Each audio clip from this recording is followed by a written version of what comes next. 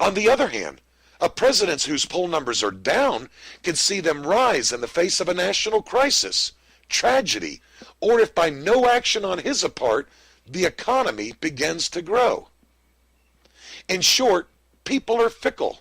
In fact, I've seen statistics, and I cannot ascribe to their accuracy, which state that 56% of evangelical Christians voted for Bill Clinton in 1992 in spite of his pro-abortion stance.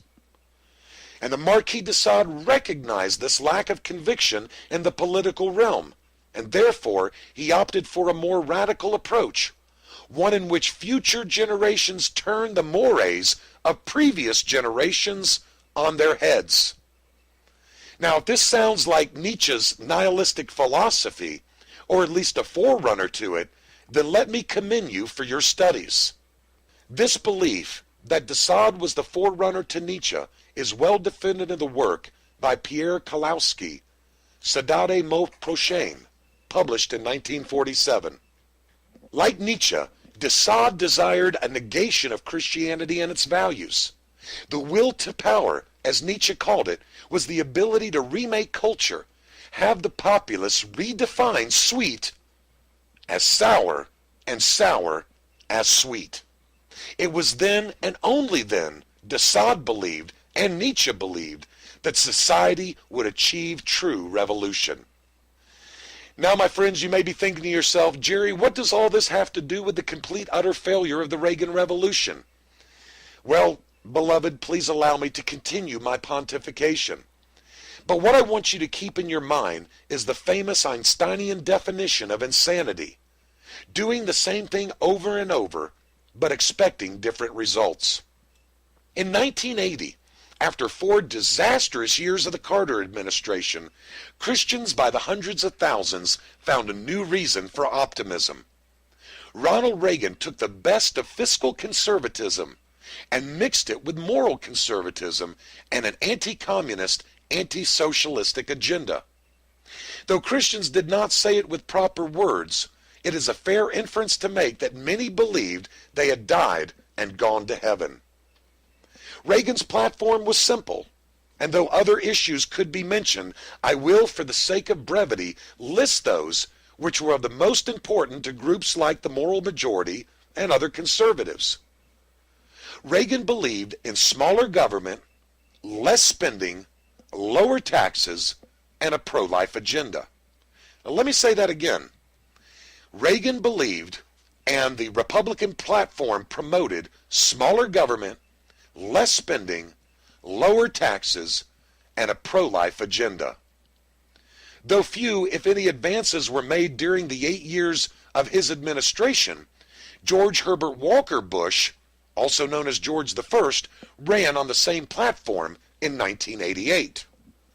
After 4 years of Bush, the American public believed it was a time for change, to break from the 12 years of Reagan-Bush. Trickle-down economics didn't work, so they said. And by 1992, with the election of William Jefferson Clinton to the office of president, the Reagan Revolution became a distant memory, and it appeared as if all hope was lost. But alas, not all hope was lost. Reeling from the pasting he received at the hands of the American public, who didn't want his wife in control of their health care, the 1994 midterm election kept an apparent one-term president in check with a takeover by Republicans of both houses of Congress for the first time in 40 years. And what was their platform? What did the freshman class of 1995 say in writing, in print, on the campaign trail, in platforms, in speech after speech?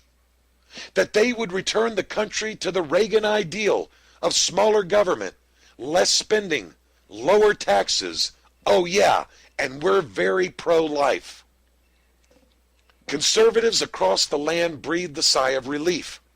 But this was short-lived, however, when just 2 years later, Bill Clinton, the man who took the pasting in the midterm elections of 1994, was elected to a second term by a powerful majority.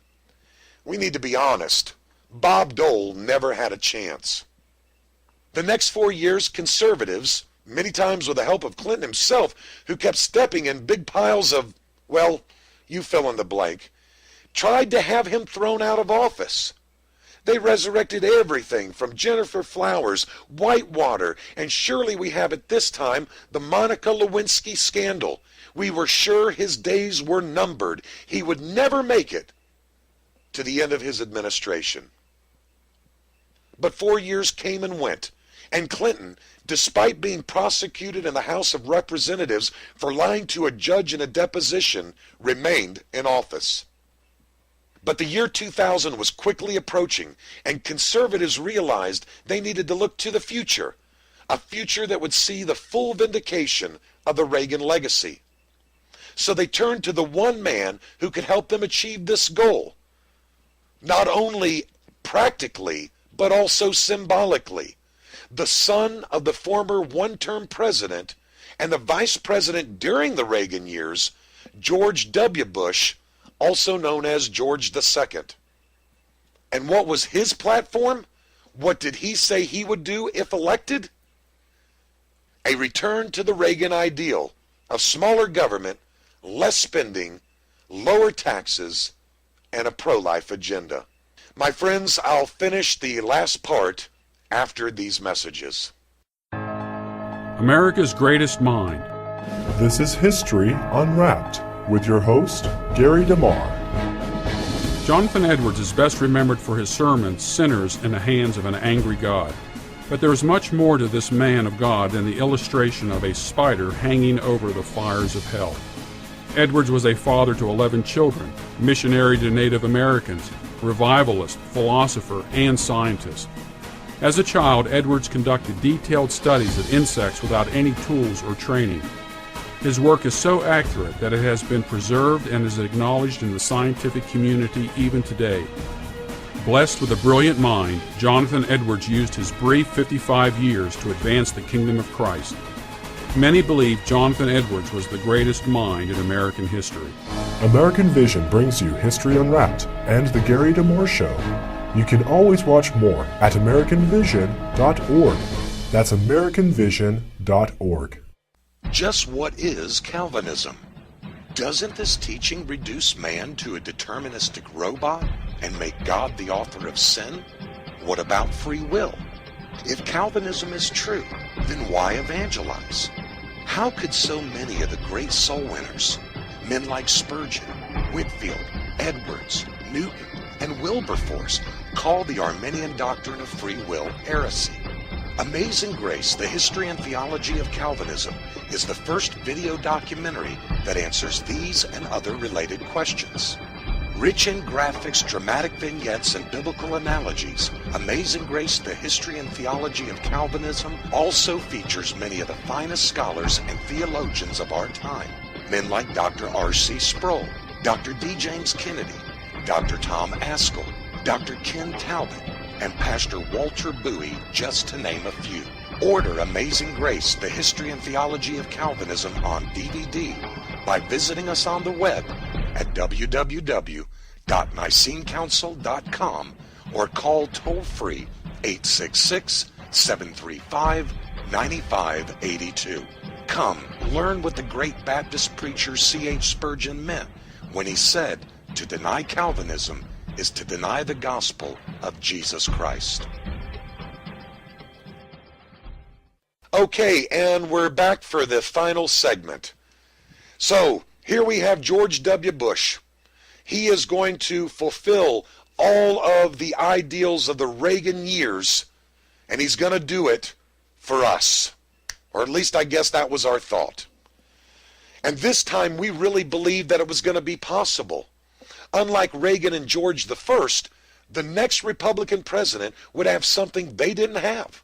A professing conservative House of Representatives, a professing conservative Senate, and a majority of conservatives on the Supreme Court. And though it was a tumultuous campaign, especially the month after the vote had been counted, and recounted, and let me add one more, and recounted, Bush Take Two finally triumphed. We had